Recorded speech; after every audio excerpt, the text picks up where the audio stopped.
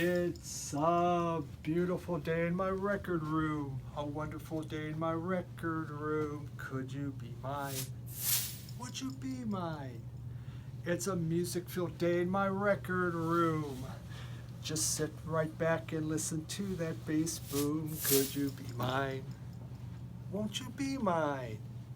I've always wanted a subscriber just like you. I've always wanted to sit and talk with you. So let's make the most of this beautiful day.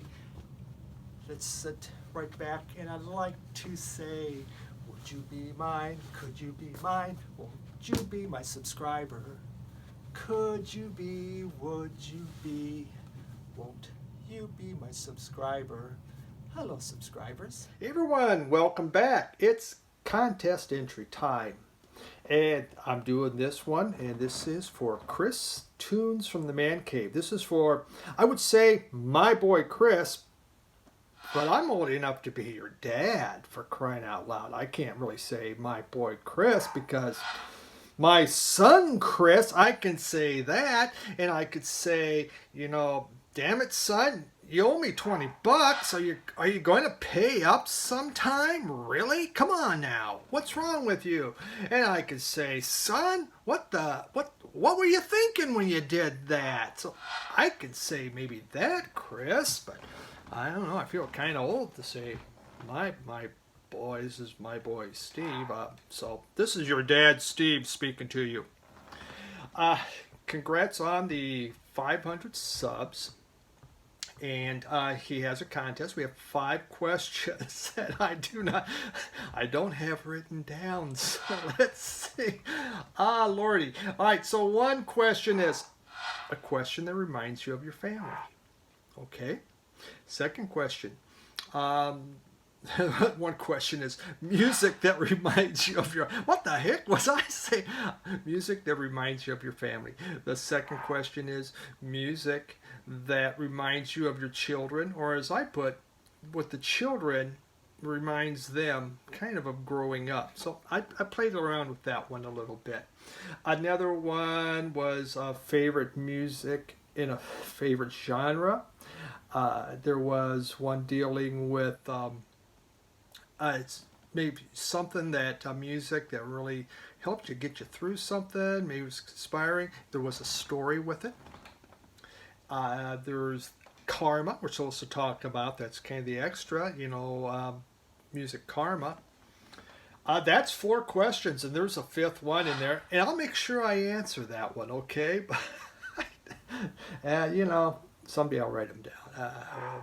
Who knows? But great contest. So hopefully this isn't too long. It's done in kind of sections here. So first off, Chris, congratulations on that. Always enjoy your channel for those that aren't watching. If you're interested in jazz, but not just seeing a jazz album, but to hear the history of an artist, to hear a little bit more about their journey into what they're doing, then you really want to go to Tunes to the Man Cave, because it's about that backstory. It's about this person and the music that they create. So it's not so much here is 10 albums, but here's a couple albums and here's what it's about. And I really appreciate that. To me, you never continue. There's always learning to be done, and that's the beauty of music. There's so many great stories, and I soak up each and every one of them. I probably forget it the next day, but I soak it up there for a few minutes. So here comes my contest entries, and I traveled the world for you on this one, Chris. That's how much this meant to me. I went everywhere, and you're going to see that. So sit back and enjoy my contest entry to Chris for Tunes from the Man Cave. It's called that, right? It's not a bear cave, right? No, it's a man cave. Okay, all right, here we go. All right, for this part, the question was asked, some music that means a lot, for me growing up, kind of with the family. So what I did, Chris, is I flew to Germany, and behind me, you can see this is the actual church where the song Silent Night was composed. Now get this, Silent Night was composed by a guy named Franz Gruber. Anybody watch Die Hard? Wasn't Franz Gruber a bad guy? Well, that bad guy made Silent Night. There's a fun fact for you. But here's the church, so I'm all the way in Germany just because Chris, your video is so important. So let's go inside, we'll talk about the song Silent Night. Okay, we're inside the church here where Silent Night was composed. Now, what makes this song special is my dad was a minister. I've talked about this before. And this man could sing. He had the most beautiful baritone voice. You know, we traveled every year for vacation, and every Sunday we'd have to go visit a church.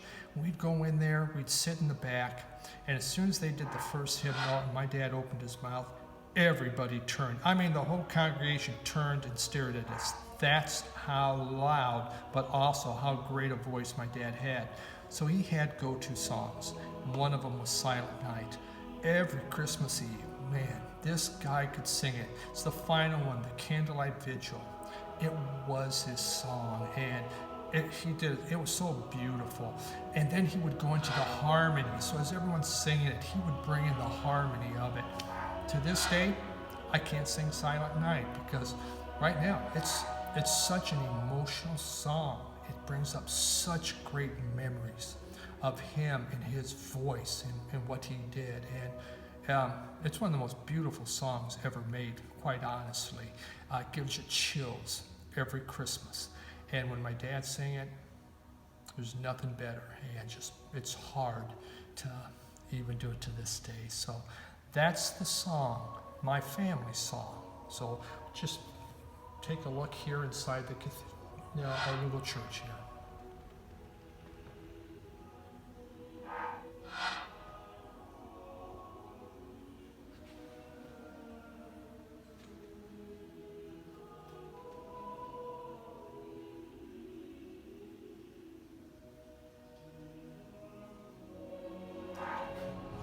All right, one of your questions was, what song do our kids remember, and I had to ask them that, when they were young, or actually as they grew up, like myself, we went camping all the time, and we were always out there, had a pop-up tent, and we went from coast to coast. Usually Mom didn't come with. There was something about being in a car 2 weeks with me and the two boys, and I don't think that appealed to her. So, should we say she had stay-at-home vacations. So, I was thinking about, well, what did my kids listen to? I can tell you this one. This is what I heard when they were little. We're going to the zoo, zoo, zoo. How about you, you, you? You can come too, too, too. We're going to the zoo, zoo, zoo, zoo. Oh my God, I about threw up eventually. Oh, repeat, repeat, repeat. Wow. But I asked them, I said, so what songs did you guys like? Because I always brought a stack of CDs, or I had mixtapes that I had made, and there was always music playing. I never played the radio, just my music. So they were exposed 2 weeks at a time, all the time. So my oldest son said, Johnny Cash.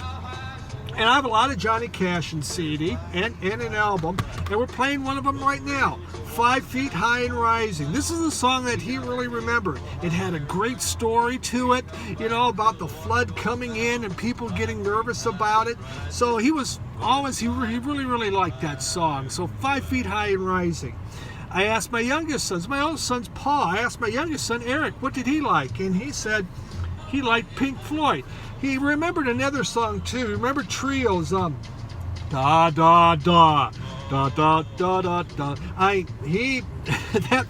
That one he remembers a lot. But he liked this one, Pink Floyd's Dark Side of the Moon. And that was one he always enjoyed when I would be playing it. So those were songs that were played, and I'm telling you, they were on every vacation. Every vacation I brought those CDs because I knew that they did enjoy that music, along with tons of other stuff. And of course, who can ever fit? When you have kids, there's certain things you do. You get used to one of these in the back, trying to calm them down. Or how about this? If I have to stop, I swear to God, if I have to stop, oh, you're going to be sorry. And if I got to come back there, my parents said the same stuff. Me too. Hey, Did it help? Heck no. But you just say it. That's part of parenting. Remember that, Chris. Part of parenting. Those are some of the key phrases. All right. Hope that answered that question well enough for you. All right, Chris, you wanted to know what the best drink was. The best drink, you have to go to an Irish pub. Now, if I can make this right at home, it would be great, but you have to have it on tap. It doesn't work in bottles. So here it is. It's called a snake bite, right? It's Guinness on top and hard cider on the bottom. Usually they do Angry Orchard, but if you can find the English Strongbow, that's the best cider. This is the best stuff. I hate Guinness. Can't stand the stuff. But when you add hard cider to it, sweet as all get out. It's really awesome. By far my favorite stuff. I drank Guinness by myself. Actually, the first time I had Guinness, I had the family. We were on a boat from England over to Ireland. We had rented. It's one of those boats we could put a car in there or a van in there. So we're up there, thought, I better try Guinness. And the Irish Sea was just rocking. Everybody's getting sick. I wasn't feeling good. My son wasn't feeling good. My oldest son, Paul. But we went and we tried a Guinness. And all I can say is I'm going like this, trying to wipe it off my tongue. My God. And my son had a drink and pretty sure he threw it up. So, this is the best drink. There it is. Snake bite. Is that not the most beautiful thing? Creamy foam on top, beautiful hard cider on the bottom. Hope that answers that one. All right, let's talk about the hardest question that you had. An album from a favorite genre. Come on. Have you not watched my channel? I don't have a favorite genre. I like everything. Except polka. But I'm going to like polka this year, I guarantee you. So this was, oh my God, what do I mean, my favorite genre changes each week on what I go with, but I thought it through, thought, let's do something no one else probably is going to throw at you. Let's do Latin, okay? Some of my favorite album in the Latin genre that I own. First off, Latin music, it's celebration, it's happy, it just makes you want to dance. If you want to get up and go, yeah, and just start enjoying life. It is. There's no sense. You can't be sad doing salsa, right out loud. It's happy stuff. So the one I picked is Willie Rosario. And Boogaloo and Guanco. I don't know. Yeah, I can't pronounce it. This is just an incredibly beautiful album. It's made in the 60s, I believe early 60s. Willie Rosario, he was a percussionist. In 1960, he got his own band going. Otherwise, he's around in a lot of other bands playing stuff. And he played all over the States, Puerto Rico, Venezuela. This guy knew how to play. It's what you hear in the background going on right now. It's happy music. It makes you want to get up and move your feet. The percussion is crazy good in this. Amazing music. And so I'm going with the Latin genre, not world music. World music's too broad. If you have any questions on that, get a hold of a few others. Get a hold of Jake and Bone Rocks. But Willie Rosario, can't go wrong. This is a hard album to find. This thing goes for a lot of money. It's incredible. I got a decent deal on it, but my God, it's an expensive album. It's a beautiful album. And start dancing, Chris. This is what you get your little daughter to. Put this on. I will guarantee you. Ramona, is that your daughter's name? She will dance like crazy this thing. You need to put on some Latin for her, all right? I promise you. That's my answer to that question. Next question, Chris, you had is, I'm going to answer this along with Kat. I'd just like to point out, here's Kat. Kat is alive for those that have been wondering about it. I'm wearing a black shirt so he understands that he can put a ton of hair on it. That's why he's here. All right, so the question was some piece of music. Tell a story about, maybe it helped you get you through something. Something means a lot, maybe inspiring or whatever. So the one I'm choosing is Blind Boys of Alabama. And this is a self-titled CD, Blind Boys of Alabama. This came out in the early aughts, I believe. So I was working, I was managing a store, and I get this phone call. It's from my sister. And if my family calls, then something bad's happening. Otherwise, we never call. Well, she goes, Dad's not doing well, and can you come on down here? Well, I lived, my parents lived in Omaha, and I lived 5 hours north up in Minnesota. I says, yeah, I'll be down. So I get back to work and trying to get things lined up, calling people and stuff. 2 hours later, I get the call. Are you on your way? I go, well, no, I'm getting things set up. She goes, you don't understand. We don't think he's going to make it. Wow, you just, prepared for that now. He'd had surgery a month ago and everything came through okay. So I run home, I pack up my clothes and grab a couple CDs. This was one of them I had. I played this for 5 hours straight on the way down because the music meant that much. Jesus is going to be here, no more, run on for a long time, good religion, give me a home, motherless child. It was just, you have all this stuff going through your head. You got a 5-hour trip, so all you have to do is sit there and think. You need something to help get you through, something to believe, something to make you strong, something that helps keep your faith stirred. And this really, it really did it. It has, they do a rendition of Amazing Grace, and they do it to the House of the Rising Sun. But you can do Amazing Grace to a lot of things. Even, the Lion Sleeps Tonight. Amazing Grace, how sweet the sound is that saved a wretch like me. Ooh. It works. So I played this, and it was so helpful, and I just kept repeating it. And we get down there, and, I'd seen my dad a month earlier when he had that surgery. Very last thing, as I was leaving his room, that I said to him, and I had never said this before, and I had been trying, honest to God, for 5 years I've been trying to say this.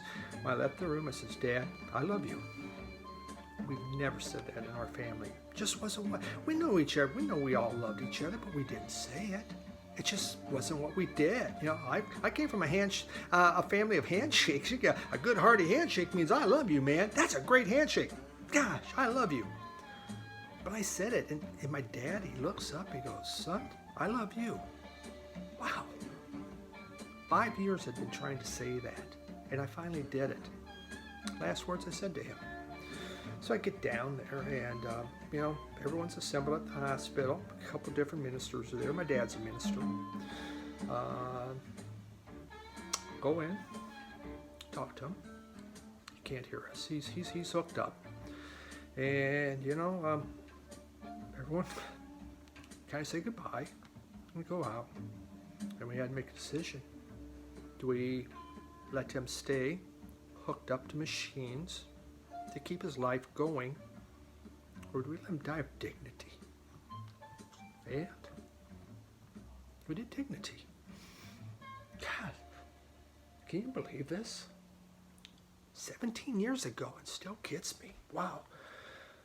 And so we made a decision, unplug. It's the way it should be, Don't want a machine. I don't want my last thoughts of my dad hooked up. So we did. And you know what? It's good. We celebrated. Best funeral ever. My dad was all about, when I die, we're going to celebrate. And I got up there and I roasted the hell out of him up on that thing. The best comedy routine you ever heard on my dad. God, it was good. But this gave me strength. It helped me through. One of my all-time favorites. It just brings back great thoughts. So, love it. Blind Boys of Alabama. Wow, that was a tough one to do. Holy moly smokes, that's out of my wheelhouse. So there you go, the answer to that question. All right, Cat likes it. Final question. Let's talk Vinyl Karma. Vinyl Karma. I've received, shall we say, not so much vinyl, but advice from people on different genres to do way back when I was younger, in my early 20s, that really shifted the way in which I looked at music. But there was, and there's been a few people that I've done that to in return. And I remember one person, this was in the early 80s, and I got to know him, and we were always talking music. And he was into, like Black Sabbath. He was into Blackfoot. He was really big into that. And just some of these hard rock bands, but that was it. And so, as we talked, I invited him over one day and to come over to my house and says, let me just play you a few things. And I did. And he came over and I played him Pink Floyd. He hadn't heard about Pink Floyd. This is in the early 80s. Just wasn't what he listened to. And he was amazed. And then I put on blues, and it was a Muddy Waters album I put on. And it just opened up his eyes to things. And I put on the Waterboys, and it was incredible. So I could see, he didn't have tons of money, and I knew that. It wasn't like I was rich, but I says, take what you want. Just find some stuff in there. Take those albums. Take good care of them. Bring them home. You keep them, you keep them. If you want to return them. But this is going to mean a lot to you. And so I let him take those albums. And he played them. He did bring them back. He didn't have to. I said, you didn't have to. But then we began to go to record shows, and we began to do things. And he expanded so much. It was incredible. He would take a record album. He would look to see who else was on that record album. Then he would go buy records from that person. So it was fun to watch this guy who was so stuck in a genre, and suddenly he's out looking at everything and he's exploring. To me, the Vinyl Karma would be allowing him to have some music to listen to help broaden him, and then to watch him awaken and get excited about the world of music instead of being narrowly defined. So it was really exciting. That's my final question. There we go, Chris. I think I got them all answered. I'm pretty sure I did. It was the one on drinking is the one I forgot. So we went to Germany for you. We went to Ireland for you, kinda. And so this was really a fun contest. Thanks for having it. Congratulations on your 555 subscribers. 555 right now. And I'm sure you're going to have many, many more. So best of luck. Thank you for the records you've sent my way. I've been enjoying that as you've helped my jazz collection. Have a great day. Everyone else, thanks for watching. Appreciate it. Bye.